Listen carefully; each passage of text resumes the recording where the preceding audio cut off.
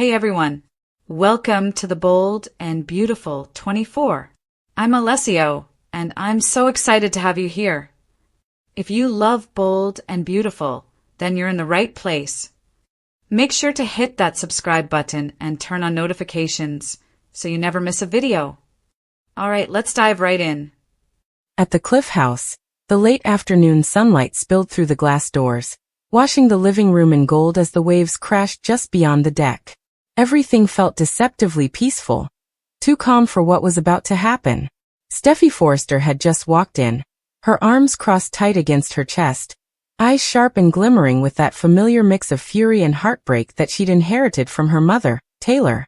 She'd been through too much lately, the return of Luna from the dead, the chaos surrounding Bill Spencer's latest scandal, and now this, her husband, John Finnegan, standing in front of her looking as if the ground beneath him had vanished. He wasn't the same man she married in Monte Carlo, the man who had sworn she and their children would always come first. No, this Finn was torn apart, his voice soft, his eyes wet, his heart in some impossible place that she couldn't seem to reach. "Say it again," Steffy whispered, her voice trembling with disbelief, though she already knew she'd heard him right the first time. She stared at him, searching for a sign, any sign, that he didn't mean it. But Finn didn't look away. He swallowed hard, his jaw tight, his doctor's calm cracking under the weight of his confession. "I said," he began, his voice low, careful, almost pleading, "I can't turn my back on Luna. Not now. Not with the baby coming."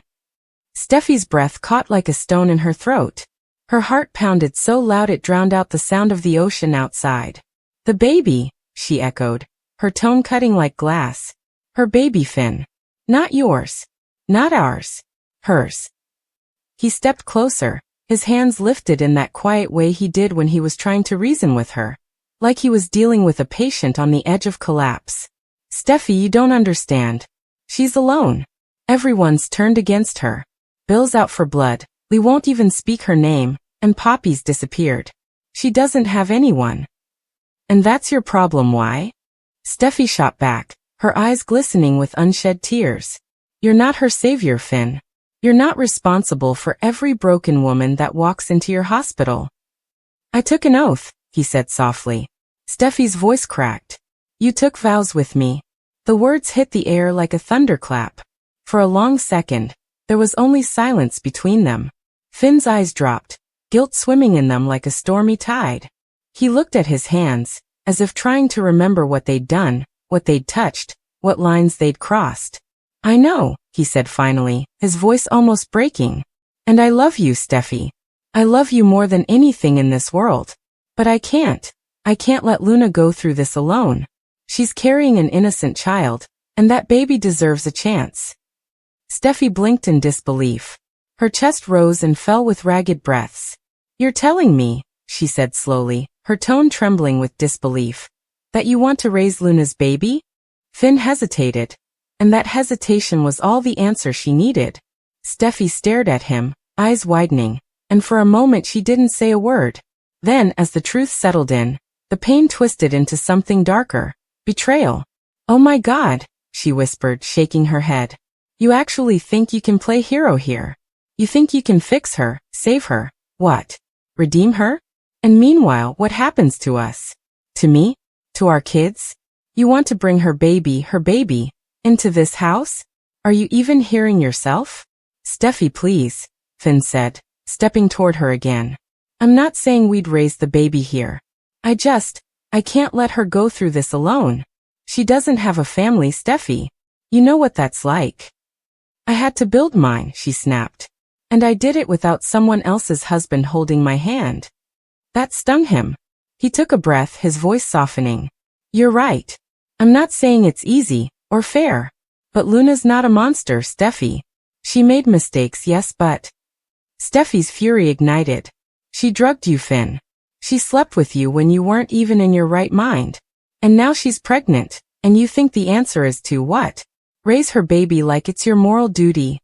He didn't answer, and that silence shattered whatever fragile restraint Steffy had left. Her hand moved before her mind caught up, the sound of the slap ringing out like a gunshot across the room. It was sharp, final, full of years of pain she'd swallowed down for the sake of love, marriage, and family. Finn's head jerked to the side from the impact, and when he looked back at her, his cheek burned red, but his eyes were still gentle, heartbreakingly gentle. "Don't you ever," Steffi whispered through trembling lips, "stand there and tell me you want to raise another woman's baby. Not after everything I've lost. Not after what she did to you, to us." He took a step back, his voice low and pained. "I'm not choosing her over you, Steffi. I'm trying to do what's right." "Doing what's right?" she echoed bitterly. "Then start by choosing your family. Your wife. Your children. Not the woman who destroyed our lives." He opened his mouth to respond, but the look in her eyes silenced him. They weren't just angry, they were wounded. The kind of wounds that don't heal overnight, if ever. For a long while neither of them moved. The sound of the ocean filled the silence, steady and merciless. Finn rubbed his face, the sting of her slap lingering like a reminder that some choices come with scars. "I never meant to hurt you," he said finally, his voice cracking under the weight of it. "I just can't turn my back on an innocent life. I know you hate her. I understand why, but that baby didn't ask for any of this. And if there's something I can do to make sure it's safe, I will." Steffi's shoulders slumped, tears finally spilling over. "And what happens when that baby starts to look like her? When you see Luna every time you hold it? You think you can separate that?" He didn't answer because deep down he couldn't. The truth was too messy, too painful to put into words. Steffi shook her head slowly, whispering through tears, "You're not saving her, Finn. You're losing me." Finn's heart sank. He reached for her, but she stepped back, a physical rejection that hurt more than any slap ever could. "Don't," she said sharply. "Don't you dare touch me right now. You've made your choice." "I haven't." "Yes, you have," she cut in. "You chose her baby over this family." Her words hung between them like smoke, bitter and suffocating. Finn's breath hitched. He wanted to explain, to plead, but nothing he said would change the truth in her eyes. She turned away, walking toward the door, her voice trembling. "When I look at you now, I don't see my husband. I see a man who's willing to sacrifice everything we've built for a woman who doesn't deserve your compassion." "Steffi, please," he said again, but his voice broke on her name. She stopped at the doorway, tears falling freely now. "You think you're doing the right thing, but all you're doing is breaking your family apart." She turned back, her eyes burning into his. "If you walk into that hospital again, if you go to Luna, don't bother coming home." Finn's heart stopped. The ultimatum hit harder than the slap. For a moment, he just stood there, watching the woman he loved tremble from the weight of everything they'd built together, now hanging by a thread. Outside, the waves kept crashing uncaring. The sky dimmed to gray. And inside that house that once felt like home, love turned into something fragile and uncertain. Finn lowered his head, whispering softly, "I can't let her face it alone." Steffi's eyes widened, a tear slipped down her cheek, and without another word, she walked out, the door slamming behind her like the final nail in a coffin. Finn stood there alone, the echo of the slap still stinging his face, the ghost of her touch lingering, the house suddenly too quiet. He looked toward the ocean, but the horizon offered no peace. Just the endless question of whether doing the right thing had ever felt this wrong. Finn stood frozen for what felt like forever after Steffi left. The sound of the door slamming echoed in his ears, the silence afterward deafening. The ocean outside didn't soothe him anymore. It mocked him, relentless, crashing against the cliffs like the anger he'd just unleashed inside his marriage. He stared at the empty space where she'd stood, the faint smell of her perfume still lingering in the air. And for the first time in a long time, he felt truly, completely lost. He rubbed his jaw where she'd slapped him. The skin still burned. It wasn't just the sting of her hand, it was the truth in her pain. He knew he'd pushed too far, said too much. But how could he explain the pull he felt? Not toward Luna herself, but toward the life she carried. That innocent baby hadn't asked for any of this. Not the lies, not the mistakes, not the betrayal. And Finn, with all his compassion and guilt, couldn't just ignore that. He ran his hands through his hair, pacing across the room. His heart told him to chase after Steffi, to beg her to understand. But another part of him, the doctor, the healer, told him he couldn't abandon Luna, not now. He'd sworn to protect life, no matter what. But what if protecting one meant destroying another? Down the road at Forrester Creations, Steffi stormed through the doors like a hurricane. Ridge was in the design office, reviewing a few sketches with Brooke, when he looked up and instantly knew something was wrong. "Hey, sweetheart," Ridge said, his brow furrowing. "What's going on?" Steffi's voice was sharp, shaky, her eyes brimming with tears. "You were right, Dad. You were right about Finn." Brooke set the sketches aside, her expression softening. "Steffi, what happened?"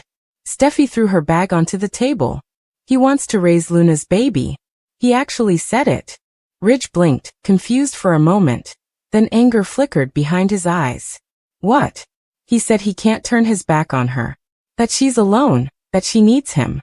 Like she hasn't already ruined enough lives." Steffi's voice broke, and she pressed her hand over her mouth to stop a sob. "I slapped him, Dad. I actually slapped him." Ridge stood, his protective instincts kicking in instantly. "Good. He deserved it." "Ridge," Brooke cautioned softly, but even she couldn't hide the look of disbelief on her face. "He really said that?"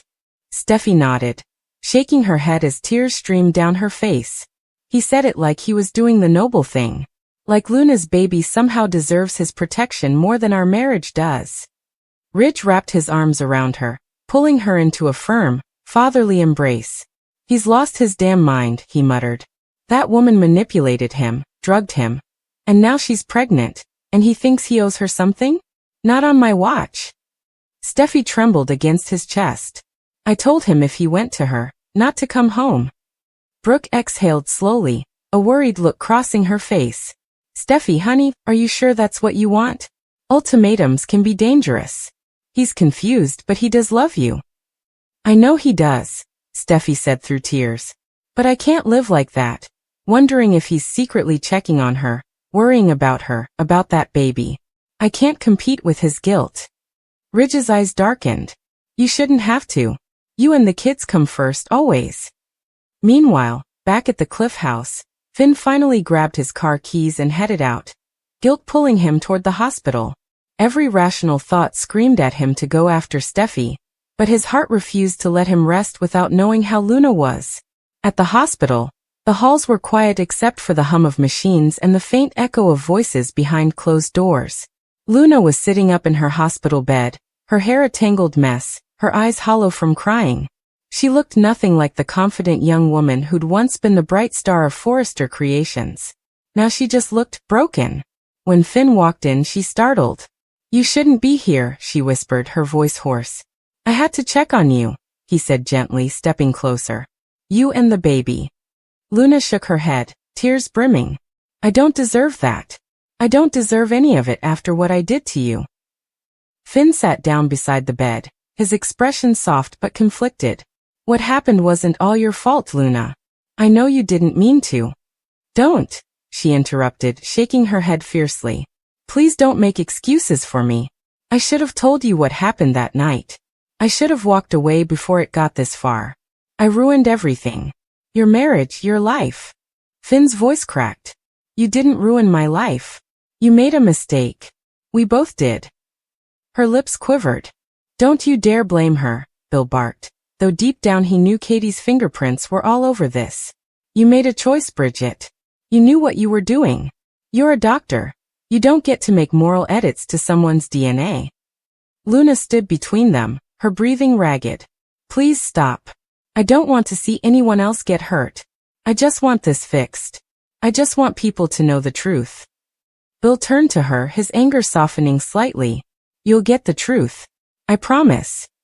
Then to Bridget, cold again. "You'll go public with the correction today. You'll tell Forrester, you'll tell Katie, and you'll tell my son. And if you don't, I'll make sure every medical board in California knows what you did." Bridget covered her face, crying. "I will. I'll fix it. I swear." But Luna's eyes stayed on her, sadness and pity mixing with the pain. "You can't fix trust," she whispered. That afternoon, the news spread through Forrester like wildfire. Rich stormed into Bridget's office, demanding to know if it was true. Brooke, horrified, tried to calm him, but Bridget could only nod through her tears. "I did it," she said. "I changed the results." Ridge exploded. "You've just destroyed your entire career. Do you even realize what you've done?" Brooke's eyes were wet. Ridge, stop yelling. She already knows.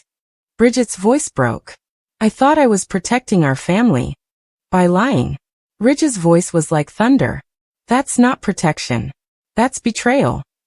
At the same time, Bill arrived at Katie's. The look on his face made her freeze.